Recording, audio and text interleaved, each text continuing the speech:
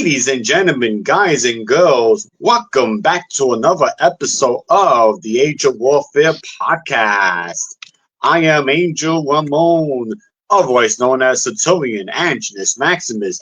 That is my man Aiden Cordia, or Negate Aiden Cordia, and we are back with another episode. And on this episode, we are going to be talking about the history of a country that has a really colorful history, Argentina.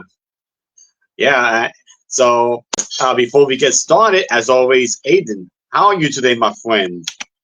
I'm good. It's been quite an interesting week at work as well. We've got where we've had it's the beginning of term to have the students back. The university actually increased its places, and we're the main place they come for lunch on campus. So it's been absolutely mental doing stuff. I mean, it eats up the time, and it's like quite fulfilling actually being able to see some high levels of achievement. So that's been good. Been tidying up the flat and pottering around, making sure everything's done because my mum's coming down next week. So that actually she can come to a place that looks nice. So, but yeah, apart from that, standard week for me, really. How about you? Oh, yeah, always good here. Just busy with new projects and all that. And yeah, it's been a rainy week over here. It's been not a rain coming down here. So we've had that too. Yeah. So we got a bit of a taste of English weather over here. So, the English would say, oh, stop complaining. It bloody rains here all the damn time. Yeah, so we got a taste of that. Other than that, I'm good, man. Oh, another thing I want to point out is this is episode 40 of the show. The big 40. We're 10 more away from the big 50, so hopefully we got something nice planned for that. But anyway, let's get to the meat and potatoes of this episode.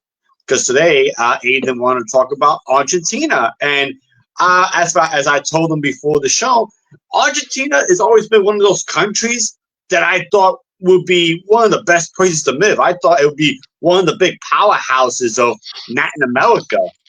Seriously, for me, based on everything I know about Argentina, it should be in a much better position. It should be, kicking butt. It should be at least close to being on par with the United States or the United Kingdom. But for some reason, it hasn't. Argentina has kind of failed to move up to its hype back in the 1800s as being one of the powerhouses of Latin America. So today we're going to kind of discuss on what the hell happened to Argentina and why did it where did it all just fall apart? So I want to get started with 1880 because that's pretty much the birth of the Argentina's what we call the golden age of Argentina.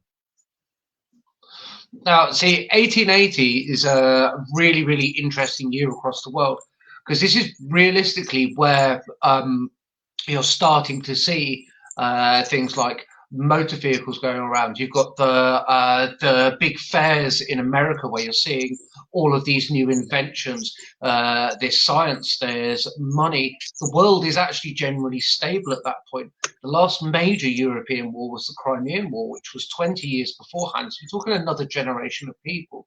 You still had the British Empire. It's a bit past it, but it's still roughly at its height as well. So you've got 1880s where steam becomes, rather than a newer thing, it is what everyone has. So you've got rail as well, and industry is really settled.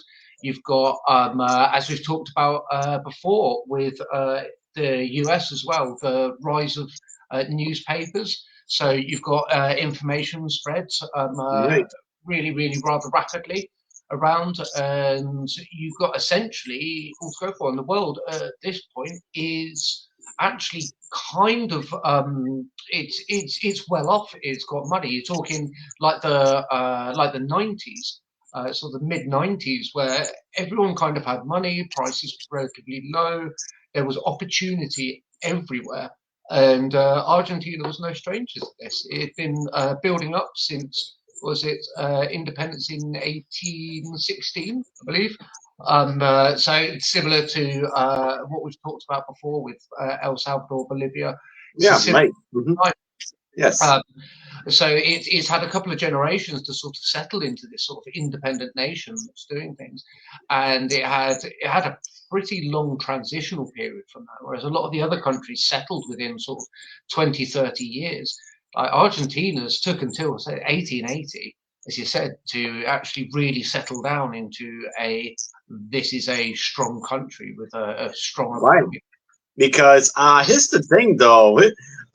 Because Argentina is a country that has a lot of fertile land. This is what I'm saying. That every time I look at Argentina pictures of it, you see beautiful meadows, beautiful, vast meadows of farmland, fertile land, and it's like, man, oh man, I mean, what are we doing? In fact, during the first 3 decades of the 20th century, Argentina outgrew Canada and Australia in population, total income, and per capita income. Yeah, Argentina was richer than even Australia and Canada. And even to this day, even after everything that's happened to them, they are still one of the countries that's up there as a big economy, an industrial powerhouse. So we talked about a little bit before the show where you've got the big countries people think of when you talk about South America. People think of Brazil quite a lot. But Brazil has, while it's got many things, a lot of it is logging and sort of the more rural side. Whereas Argentina had that, especially towards the west of the country, but then especially along the coastline and in other areas, they became more industrialized. You had a mixed economy because, and to go back to the thing we always say about is that how the land was. So it's one of the things to think about. Say, for example, South Africa. Which is sort of equivalent area to sort of like if it's almost on a parallel if you're looking geographically. And south of South Africa, you've got penguins, and you do get this colder climate. And then you go to the north, and you've got your more traditional, what people would think of as African. But South Africa's wider than it is taller, whereas Argentina is taller, so it has all of those different climates as well, and rather bountiful seas. So it's well situated to be able to do a bit of everything, really. Yeah, it's crazy, and so now I wanted to pull this up, this picture, because this is a very important. This is what they call a gaucho. A gaucho was they were basically my stock. They helped my stock ranching throughout much of Argentina. Basically, in Argentina, this was a skilled horseman, like the Equites in ancient Rome. These were skilled horsemen. It's one of the big things with gauchos is obviously that's where you get cowboys from. Yep, exactly. Basically, yeah, it was their version of the cowboy. Yes, correct. And the figure of the gaucho is a folk symbol of Argentina, Paraguay, Uruguay, and then the Rio Grande do Sul in Brazil, and southern Bolivia, and southern Chile. This is a very important folk legend, and they became greatly admired and renowned in legend, folklore, and literature, and became an important part of their cultural traditions, in Argentina. And so a lot of South American writers celebrated these guys. So basically, these guys are like you said, the cowboys, the countrymen. They handled the livestock. They kind of built Argentina into a agricultural powerhouse in the late 1800s, early 1900s. This. And as you can see, it's kind of got the traditional robe, the boots, the hat. Yeah, obviously not the same thing as a cowboy in America, but you kind of get the resemblance. It's that the thing you always see in the spaghetti westerns as well, where you get the anyone who isn't a US cowboy has a poncho. So you get the whole poncho idea. And this is where it came from. Because it's cold in certain areas, and it's one of the big things about a lot of South America, that it's got a lot of these colder places, but they're still wide open. So you can still have this ranching, but it's in a cooler climate. Hence, the robes are fantastic stitching as well, and the wool, which we will talk about llamas at some point, because obviously that was very important to this, as one of the things that they heard it. That's what, yeah, exactly, man. So, so, so, so you look at this, right, and you say this is one of the biggest reasons why Argentina rose, and you can figure that the reason why it started to decline because they got away from this kind of lifestyle. They kind of got away from what they were good at. By the way, if you want to know this guy, this is a gaucho from Argentina. It was photographed in Peru in 1868. So slap bang in that mealtime. The 1860s is a great time to look at traditional costume of different countries, because it's kind of where it solidifies for people. If you look at, say, British military uniforms, our British military uniforms are all from around that period that we're known for with our guards. That's all from that period. You've got the gauchos, and that's from this period. You've got the stereotypical southern states cowboy, and that is from this time period as well. So this is where we got this, the photographs as well, because photography's come into it, of this traditional dress that people are still wearing, where they're still doing the traditional jobs that built the country to be what it is, or their specific area, for example. So what we're looking at here is a map of not the Rio de la Plata Basin. So figure this is like the equivalent of the Nile River in Egypt. This was where all the fertile land was, the Rio de la Plata. So this is where Argentina got its reputation as the breadbasket of South America in the very beginning. And if I can point your attention to Buenos Aires, you see Buenos Aires is right on the tip of the river, which is the capital of Argentina, Buenos Aires.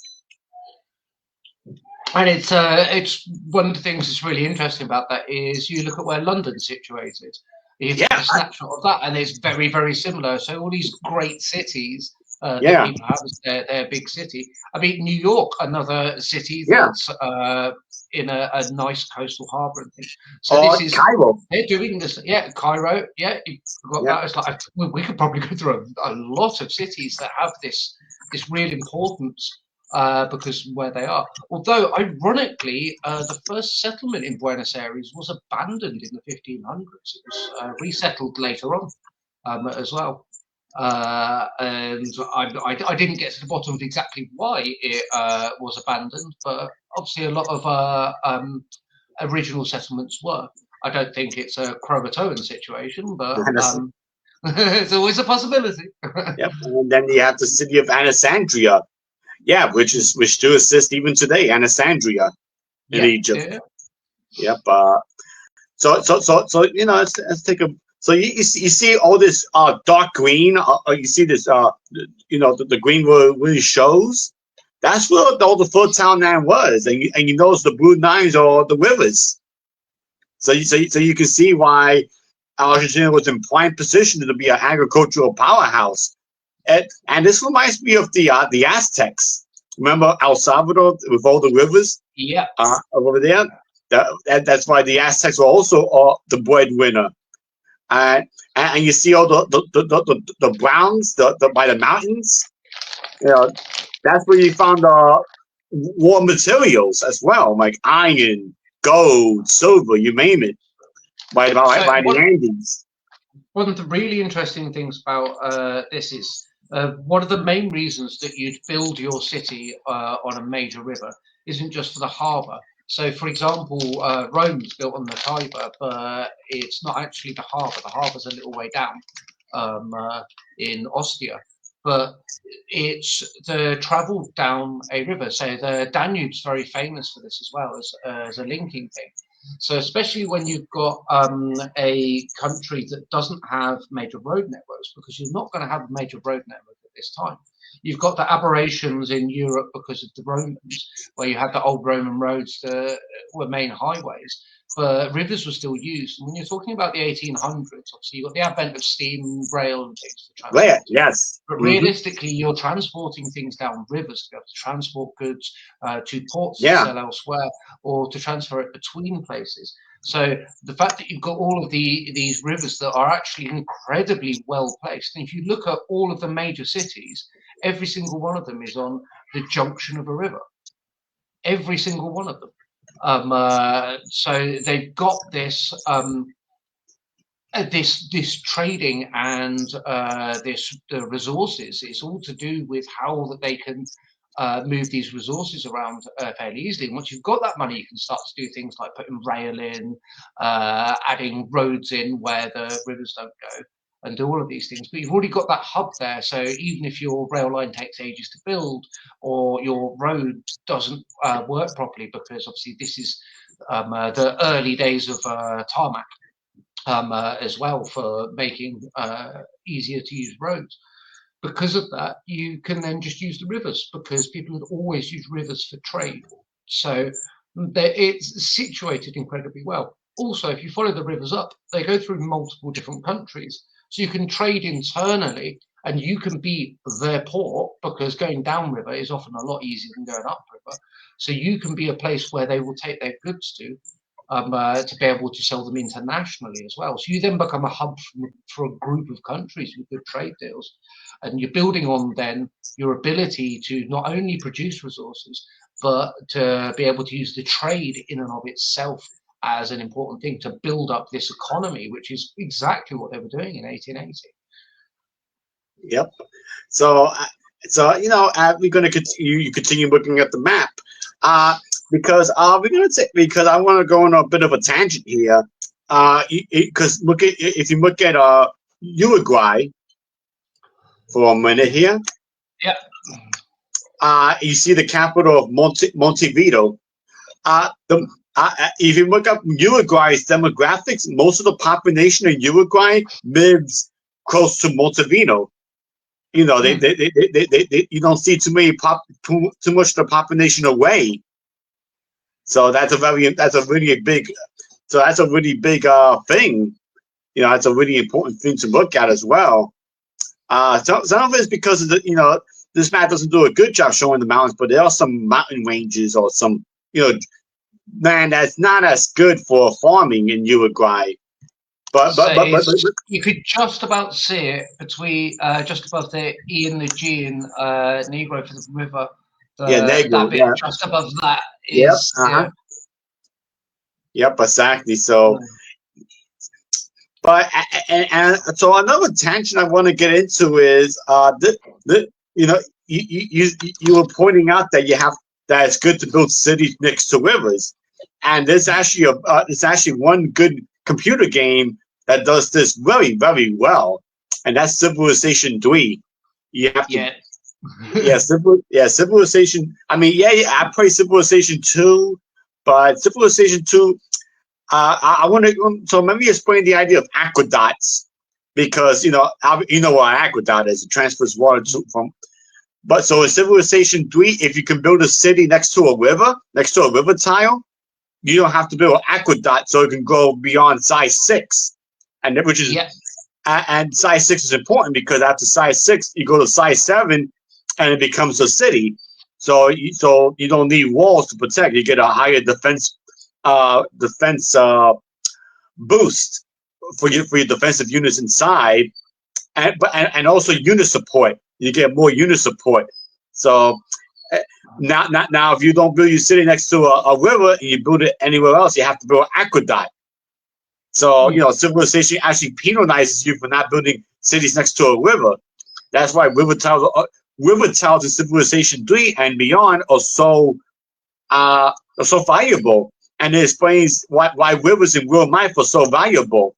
Rivers are very important. Some of the biggest cities are next to rivers. And some of the biggest cities are rivers. Venice. Yeah, exactly. But Civilization 3 does a wonderful job capturing the importance of building next to rivers. I mean, I think for you, you can actually play Sims 3 because you don't need that big of that strong of a computer to run it. Yeah, I've got Civ 3, the Conquest expansion. No, it's Conquest Civ 4. Got Civ 3 and 4. I've got it all on disc as well. Yeah. Yeah, it's a really that tends to be my favorite civilization with Civ 3. I got Civ 5, yet I haven't touched it for years. Believe it or not, I got Civilization 5. I think I downloaded the latest one at one point from Steam. As it said it would run on my computer. It did not. No. But it's still Civ 3 and Civ 4 Yeah, absolutely fantastic games. I think Civ 3 is like the GOAT. You know. Yeah. The Civ 3 is the GOAT for me. I mean, obviously, and there's actually a YouTube channel I follow that he only does is play Civilization 3. So yeah. That sounds like a good time. It sounds like a good time. But anyway, getting away from rivers and all that, because we're gonna get into the meat and potatoes of why Argentina fell. So obviously this graph kind of gives you the best idea. This is the Argentina per capita income. So as you can see, in the 1800s, it grew up to close to 70%, and in the early 1900s, it actually grew close to above 80%, the per capita income. Yeah, it was astonishingly high for a country at the time. But if you notice the graph, right, you notice this something happens, right, after 1930, right? Yeah, It takes a dip. It dips. Yeah. You can say the Great Depression. Yeah, you can say the Great Depression was a big reason why it fell apart. And other countries fell after the Great Depression. But unlike the United Kingdom and the United States and some other countries, it never recovered. If anything, it actually got worse in Argentina afterwards. As you can see, while everybody was rising in the 1950s, Argentina kind of stood stagnant, and the end of the 1980s, it just plummeted to what we have now. So we kind of have to figure out where did it all go wrong for Argentina. In 2 seconds. Okay. So we kind of have to figure out what went wrong, in Argentina after obviously, yeah, you could say the the Great Depression was a big reason, but there was actually something that happened, unfortunately, because in the 18 because obviously this is where the political pressures start to come in for Argentina, and this is where, like I was telling Aiden before the show started, this is where bad politics, kind of interfered in in a rising nation. This is where bad politics just degrades a nation, unfortunately, and it just it just never got better. So I wanted to show this off. This is a really good picture. As you can see, back in 1857, this was actually one of the first locomotives in Argentina. Yeah, not Botena became the first locomotive to operate in Argentina. So there goes a picture of that. Yeah, hold on. Let me get it up here. There we go. So, interesting thing about this locomotive, I know more than the person has a right to know about these types of things. But it's a broad gauge locomotive. They're early trains. Let's just use train; it's easier to do. The earliest trains were broad gauge, which is a wider standard. And there was an upgrade in the UK where we went to. So there were things. There was narrow gauge, there was broad gauge, and standard gauge. So there's a change for standard gauge. But what we're seeing here is its design is based on Stephenson's rocket as well. And I've lit up one called Firefly and created some fireballs with it. But they're incredibly simple. As you see, there's no cab on it as well. So using them. They were very important at the time for everyone getting started. The fact that you got them shows that you're really in on the ground floor of creating rail, because it wasn't standardized till later on.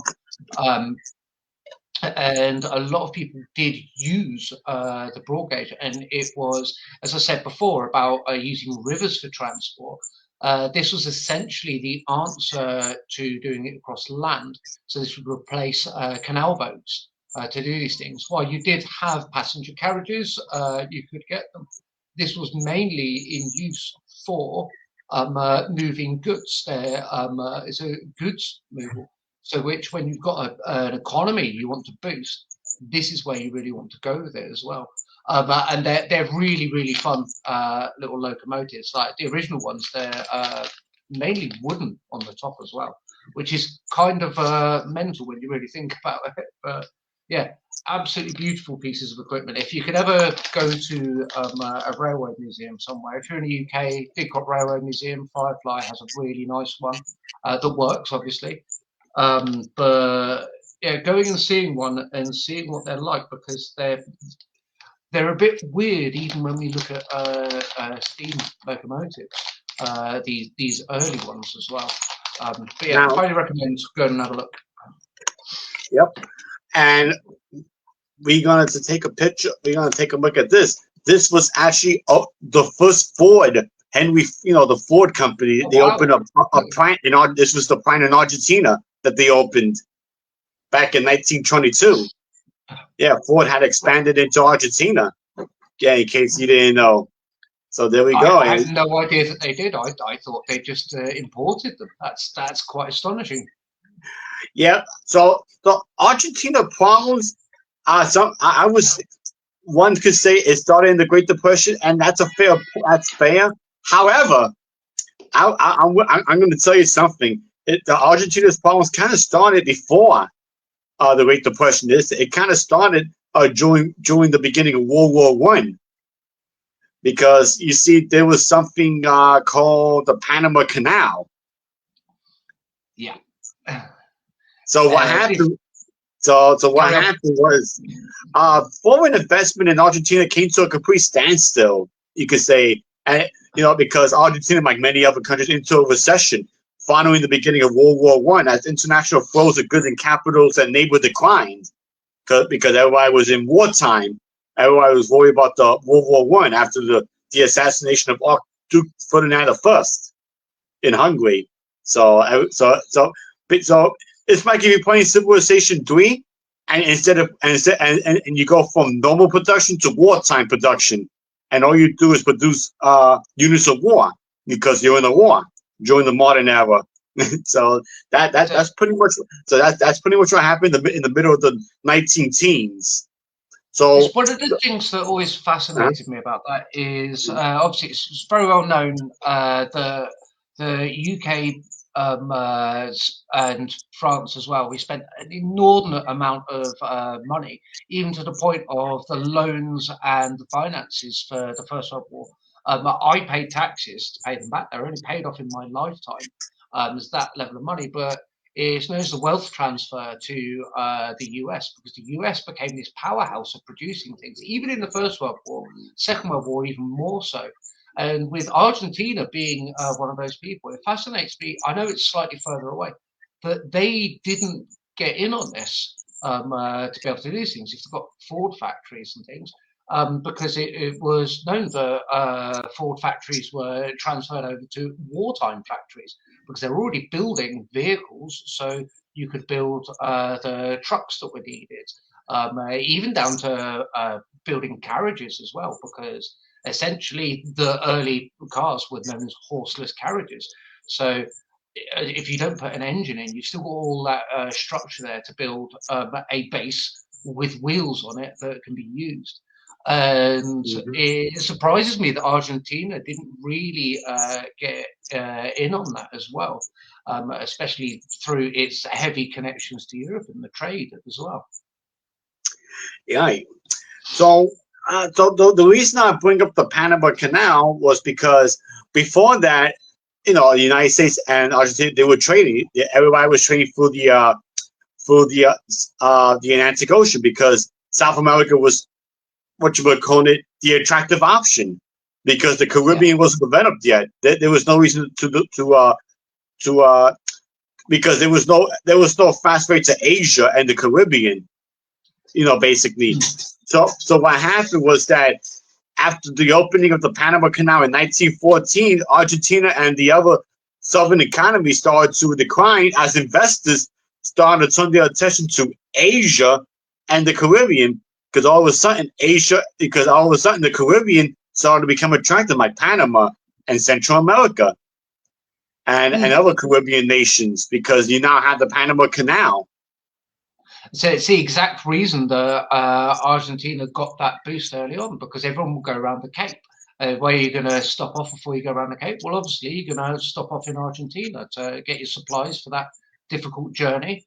And if you're going through the Panama Canal, why would you go to a country further away to get your goods? Why not use that capital to build up industry along the path that you're already taking as well? So essentially, it splits from the trade routes of old in the 1800s. As Angel said, and people then move up to the Panama Canal. So you've got a different group of countries that are important there that they can invest in to build up because then they don't have to go out of that way. So you look at the Panama Canal, right?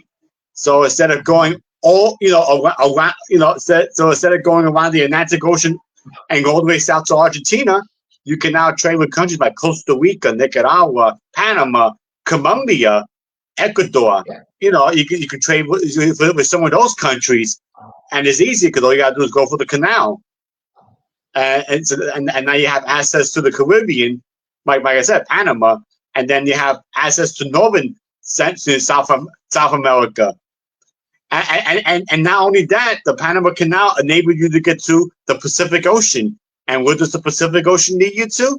Asia. Yeah. Because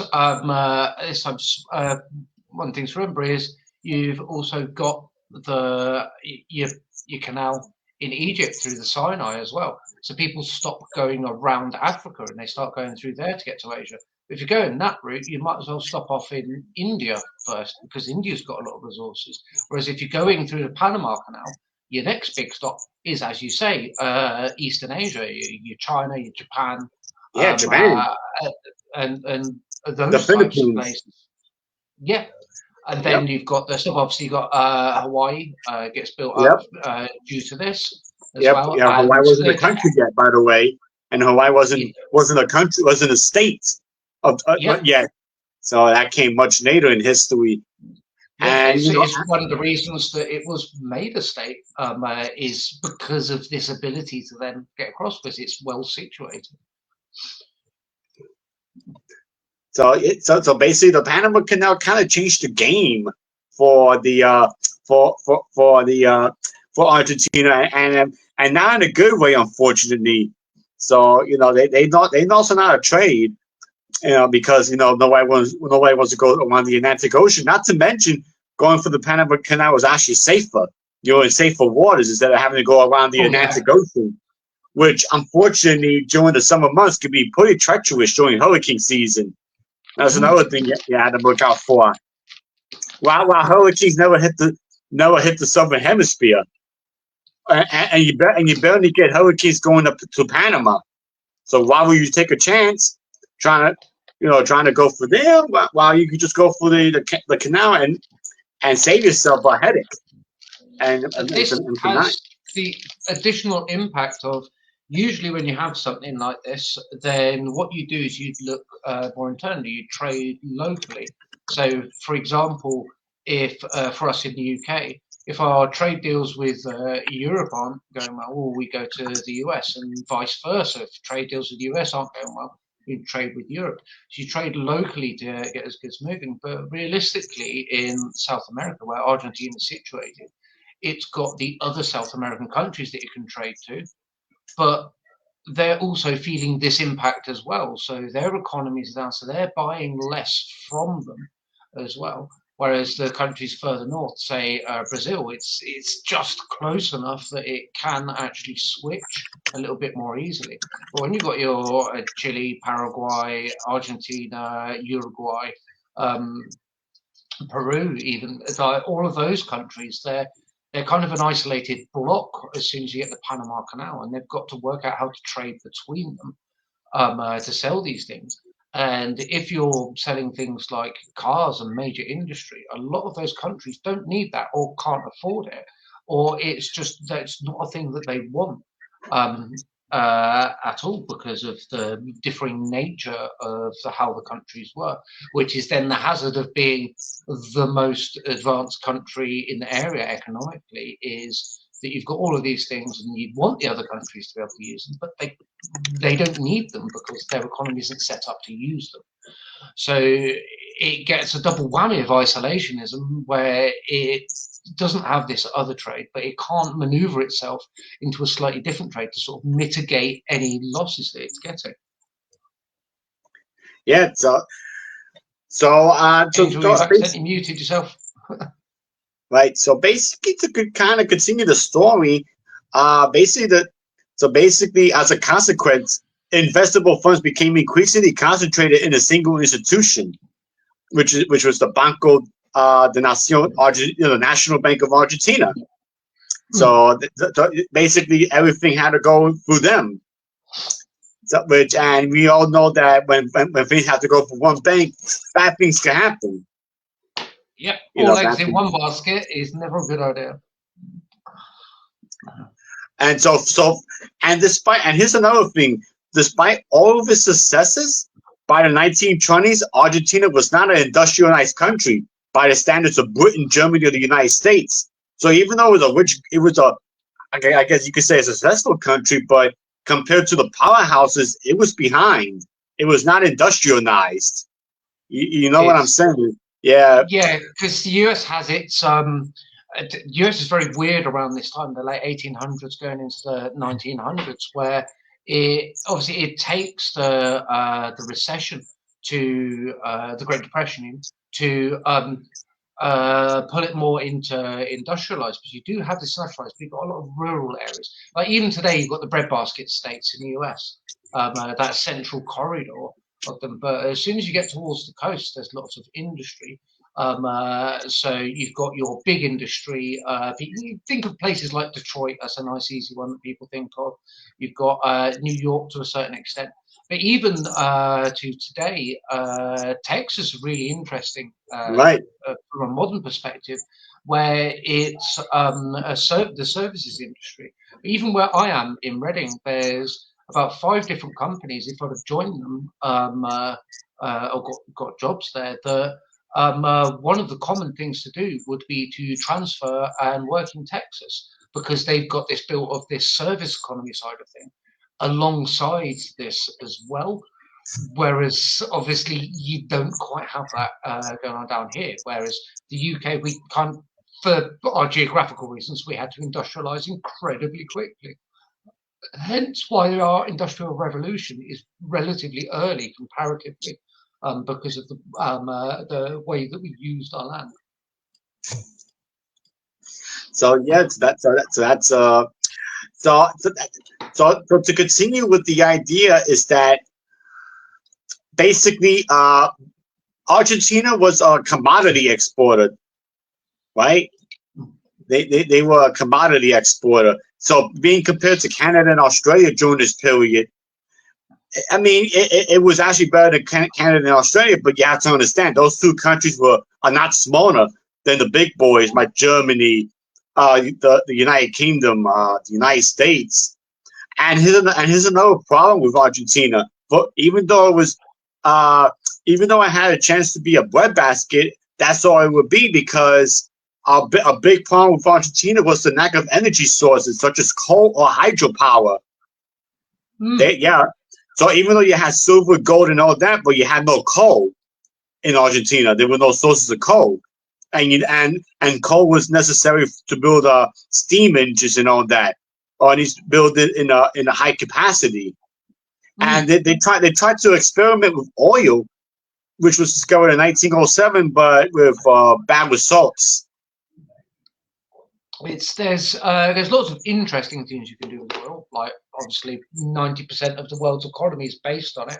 All of our fuel, plastics, of which we use continually, all of that, a lot of our process facility, even down to the point of people use it to heat their homes. Whereas, so you've got this ability to use it for certain things, but when you're talking the early days of the use of oil, moving from that steam to the diesel generation, until you've got that infrastructure and that money there and that sort of economic powerhouse that can start building it while it's on coal and then use that money to switch it to oil, you then have this bit of an issue. It's not really until you're getting towards the Second World War where Argentina is able to use this oil to be able to sell it to especially the navies of the Second World War. As one of the places you'd go, Brazil and Argentina were well known for being places that you'd want to dock your ships.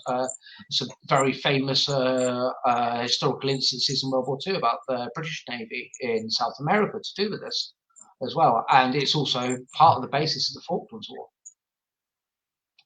So, let's bring up this graph here. This is going to be an interesting one. This is the GDP per capita in U.S. dollars. So yeah, Argentina kind of had a bit of a recovery with a GDP per capita. So in the 1950s and part of the 1960s, the country had a slow rate of growth in line with most Latin American countries, while most of the rest of the world enjoyed a golden era. Stagnation kind of crippled Argentina. Stagnation, or what we call stagflation. So one of the interesting things to note here is the list of countries that are on this graph.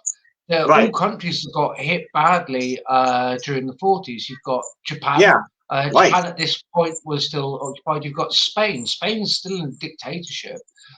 Chile, again. Austria, obvious reasons. Italy, again, obvious reasons.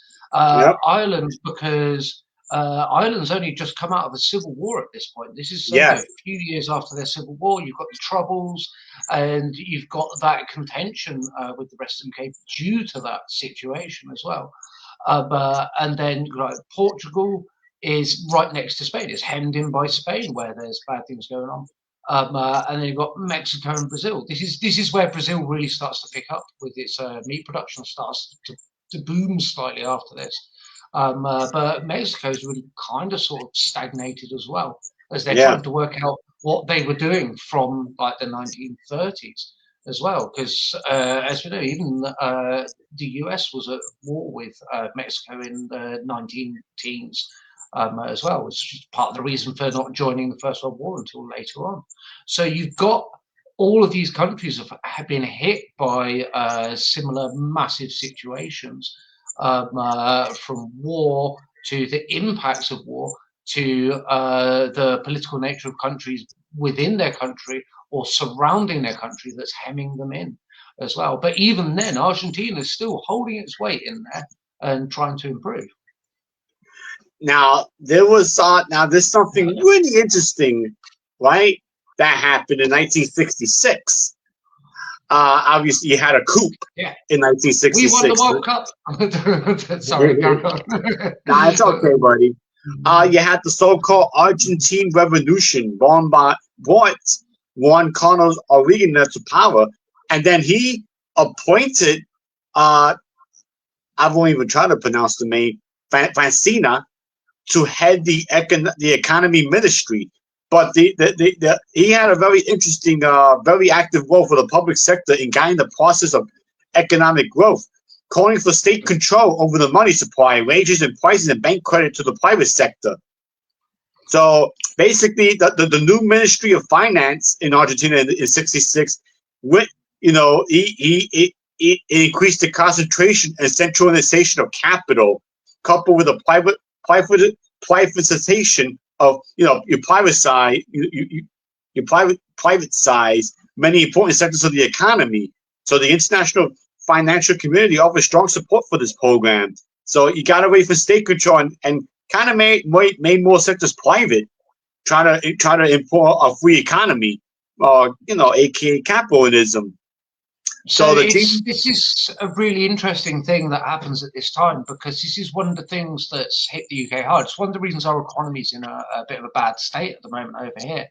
So there was a thing a lot later in the 90s under the Tony Blair government, late 90s into the early thousands, where there was a selling off of state services. So, and we'd had that for many years. We'd had the disruption of the 70s as well.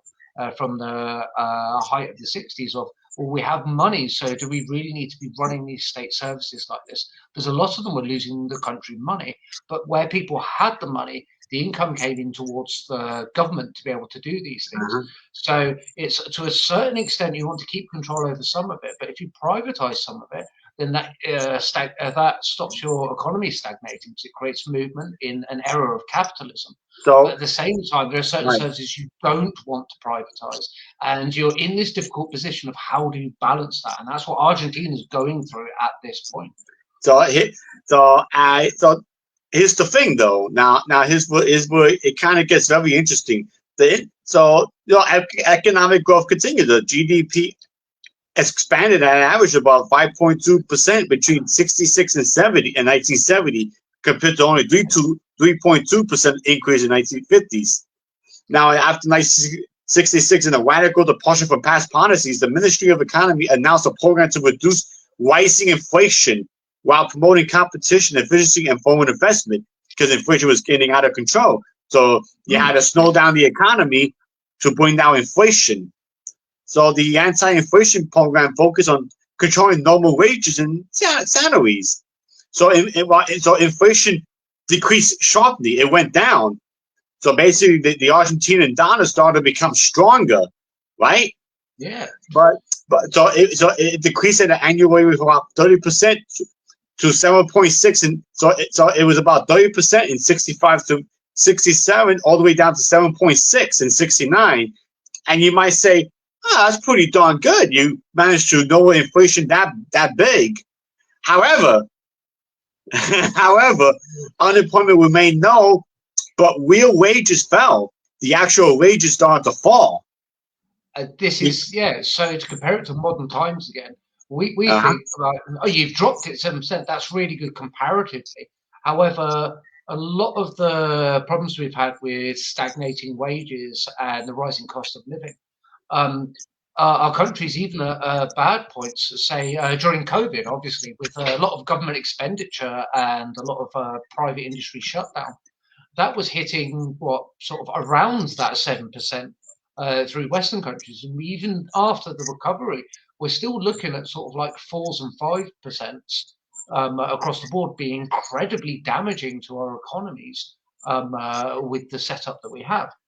So while obviously 30 is absolutely insane, the 7 good comparatively, you're still thinking this, you've still got the same situation of what we're living through now with this rising cost of living that people are trying to get a handle on. And there are many different ways that you can go about it, but all of them take a little bit of time to sort of get off the ground. But we've had a lot of time, so it's trying out new ideas. So this is the situation that they've got in. They've tried this idea. It's worked fantastically to start off with, but they've then got themselves into the tricky point, which is it's slower. It's not amazing, but it's a little bit higher. I think the general rule is you want your sort of inflation to be hovering somewhere between 2 and 3, because that shows there's growth in the economy, yet at the same time things aren't speeding up so fast that things are going to start getting out of whack, right? Companies aren't going to be able to increase wages to give people the money, but at the same time you get think of the boom and bust thing, like the dot-com boom, where there was loads of money in it and then it collapses, and then there was loads of money in something and it collapses. You end up with that situation sometimes. So that's something they've got to tackle.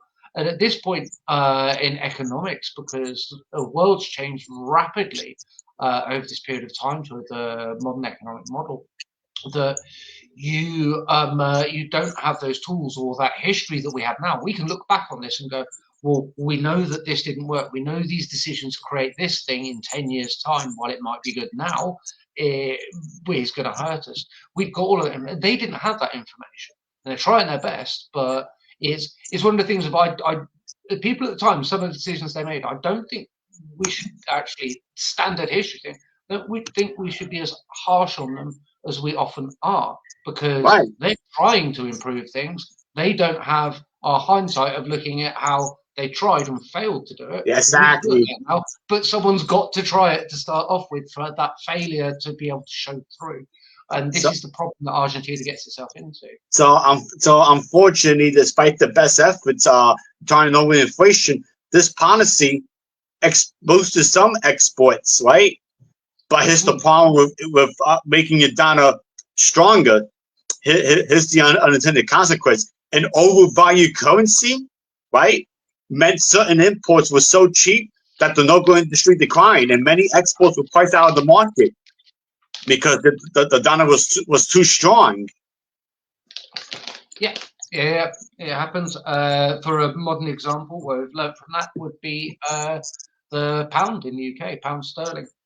Went through this around the time of Brexit, where we were starting to get into a similar situation of while our currency is incredibly strong, it was starting to reach that point where it was, is it a little overvalued now? Are we going to take a hit? Do we take a little hit now rather than a big hit later on? And you learn that by looking at this. So basically, what we're seeing here is a protest. In 1969, it's a protest movement consisting of demonstrations and strikes in Rosario, the province of Santa Fe, Argentina, between May and September 1969, during the dictatorial rule. Basically, people would just say, "We had enough. It's not working. It's not working." So basically, there was a general climate of unrest caused by social injustice in the country. Because on the 13th of May of 1969, former workers of a sugar mill took the factory and its manager as hostage, asking for overdue payments. So it started to get really bad.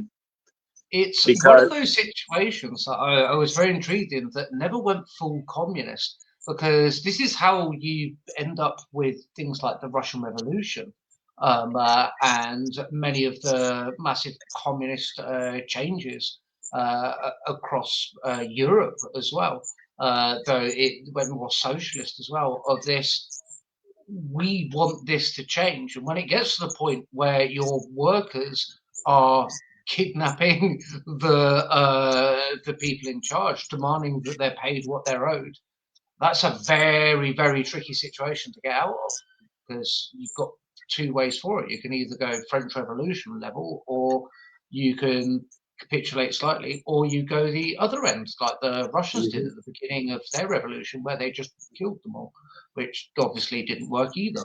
So it's the middle ground one that seems to work for once. So let's see. So in 1975 and beyond, Argentina actually went. Okay.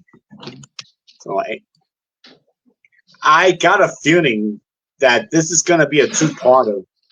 We're going to need two parts for this, because there's a lot more to get into with Argentina, and I don't think we're going to be able to cover all of it in this podcast. But I want to put a link in the comment section. So, and this is a YouTube video that I shared with Aiden before the show, and this is a pretty good video. It kind of educates you. Look up Cold Fusion on YouTube and put Cold Fusion Argentina, and you'll get this video. And it kind of talks about the Argentina economic collapse, and it goes through the history of Argentina's economic history pretty well. This guy does a wonderful job going over the history of Argentina from its old golden age to its struggles. And and you thought this was bad, Ethan? Oh, it's about to get even worse. Things got even worse from the 70s into the 2000s. It got even worse to the point where, in the next episode, we're going to talk about the absolute economic collapse of Argentina of the late 90s into the early 2000s. We're going to get into that in the next episode. But to finish things off, between 1975 and 1990, the real capital income fell by more than 20%, wiping out almost 3 decades of economic development. Yeah, because the manufacturing industry, which had an experience a period of uninterrupted growth, basically Argentina started to de-industrialize. It went the opposite. So now it started closing out factories and all that. So and it turned out to be a really big mistake to get away from the industries. It's one of those, and it's what has been talking about with these difficult decisions that you make. Yeah. Because when you have these issues with your factories and your industry, and you realise you've been relying on this to create your boost to your economy, but actually you're robbing Peter to pay Paul. It's the equivalent of putting your savings into your current account. Yeah, your current account might still look good, but there's nothing left for a rainy day. And that's what they're looking at here is we're trying to sort out. It's like we've relied so heavily on this. And in the past, we have all of these other just general resources that we can do. The farming, the agriculture side of things, which is simpler, doesn't require the heavy industry, doesn't require heavy industry at this point in time, as I'm sure this is getting to the time period that people remember. This is where when you buy a machine from a company, this is where it starts to be a thing of then you have to get that company to come out and fix your machine. It's not like you buy a machine and you have your guys that fix it. So you're starting to get this sort of more international working with the machineries and things. So if your country as a whole can't really afford to make those deals, these industries are just going to start to collapse. And as you said, they've already had people taking the managers hostage to sort these things out. To prevent that happening, what you really need to do is scale back that industry so that there's money in there to pay the people, that you're not going to get these arrears of pay and benefits that these employees want, because you're just going to create constant unrest. So it's all fine having a factory, but if they're on strike for the next 3 months, there's no point in having the factory. So they've gone that logical route of, well, if the factory isn't there, then the factory workers can't rebel. The problem is the factory workers still exist. And they're now very angry because they've lost their jobs. And the skill sets, because they've been industrial for so long by this point, the skill sets of working in a factory and working in a rural economy are so different. There are certain transitional things, like someone working in a factory on some mechanical things could go out to a farm and they could fix the tractors for the farm. They could fix any machinery on the farm. But you've now got a whole horde of people doing that because they don't have jobs. So you end up in this downward spiral of you can only do that for a little bit, and then you need to start reopening things. But that means you need investment capital from the outside. And as we discussed, this has started to be a problem in Argentina with the Panama Canal, because the outward investment isn't coming in still, and they still haven't worked out how they're going to deal with it. And they've tried many things. Some have worked. They've had this big boost to the economy. They've tried to even that out. And they're now getting into this situation of what do we do now to transition into, and this is the time period, as I said, where we transition into the modern world economy, where they're not actually a central part of it anymore, despite having had such a good GDP. So basically, so in the 1980s in Argentina was symbolized by just changing the currency, banks failing. Basically, the consequence of everything that happened in the past decade kind of hit the country hard in the 80s. So the Argentina had to change its currency because the peso became discredited. No one trusted it no more. It became so untrustworthy. and then they needed the IMF, the International Monetary Fund, to bail them out. Only for only to fail again. So the 80s was kind of the beginning of the dark ages for Argentina. The 80s, which was not a big failing and all that. What's quite common that happens in the time, because we haven't really got into the regime changes that have happened. That too, as well. But even with that, one of the common things is to create an external threat to do this, and this is what led to the Falklands War. They thought it'd be a relatively easy victory. They thought that we'd capitulate and let them have it. What they weren't banking on was the 70s was a bit of an economic downturn across the world as well. And the UK was struggling incredibly. Ironically, again, with unions in factories were one of the big things. And so you had this coming out of this. So our Prime Minister at the time, Margaret Thatcher, was like, I can get re-elected if I do this, because, again, she's looking at an external win to try and boost the internal spirit of a country. There's no better way of getting your country together than, if you're attacked, clubbing together to support your troops to go and either retake these lands or to protect these people. And that narrative then comes into it for the UK, and the UK gets this. Ironically, what they end up doing with the invasion of the Falklands is saving the UK from this situation at the same time. Of it, and then they came off worse, which is where you get this decline instantly from that moment of the people lose all of this support for the government, where it wasn't really strong support, but because they used conscripts, the conscripts coming back and sharing their stories about being in this conflict and the way that they were treated by